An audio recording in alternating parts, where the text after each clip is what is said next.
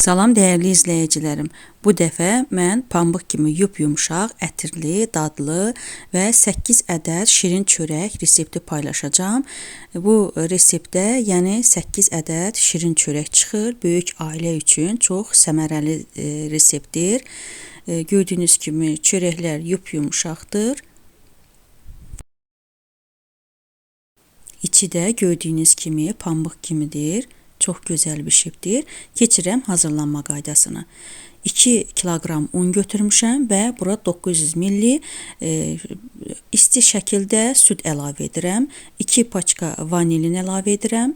400 qram şəkər əlavə etməliyəm. 200 qramını əvvəlcə əlavə edirəm, 200 qramını isə daha sonra əlavə edəcəm. 2 paçka da quru maya əlavə edirəm və gözləyirəm ki, quru maya şişsin. Daha sonra ərzaqları əlavə edirəm. Yerdə qalan 200 qram şəkəri, 6 ədəd yumurta sarısı, 1 xörək qaşığı dolu xörək qaşığı sarı kök və 1 dolu xörək qaşığı da biber dənələri ilə kişniş toxumunun qarışığı, 1 çay qaşığı hil və 360 qram da yumşaq şəkildə kərə yağı əlavə edirəm. Bunların hamısını əvvəlcə qarışsın deyə ayrıca qarışdırıram. Daha sonra yavaş-yavaş un əlavə edə-edə çəngəl vasitəsilə qarışdırıram.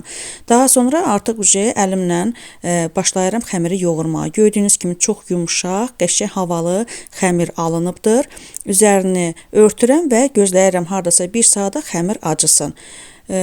Xəmir tam acıdı. 1 saatdan sonra xəmiri götürürəm və havasını çıxardıram ki, quru mayanın iyi tamı gəlməsin. Sonra xəmiri lazımı böyüklükdə bölürəm və məndə 8 ədəd kündə alındı. Kündələri də qoyuram, bir 10 dəqiqə dincəlsin.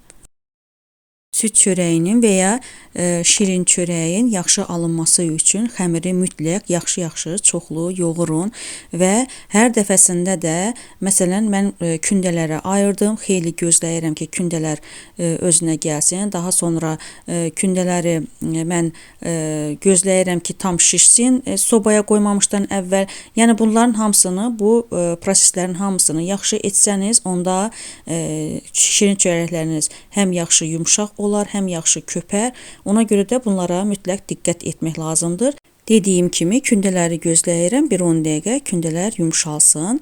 Daha sonra soba qabında onları yayacağam. Bu isə üzəri üçün istifadə edəcəyim yumurta sarısıdır. 2 ədəddir. Üzərinə 2 xörək qaşığı duru yağ əlavə edirəm və yarım çay qaşığı da sarı kök əlavə edirəm ki, rəngi çox gözəl alınsın.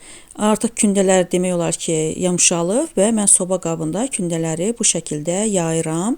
Bərabər şəkildə yaydım və üzərini örtürəm ki, yenə dediyim kimi yaxşı şişsin, köpsün. Bu isə üzəri üçün bəzək götürmüşəm. İstədiyiniz şəkildə bəzəklər əlavə edə bilərsiniz. Mən bu şəkildə etdim.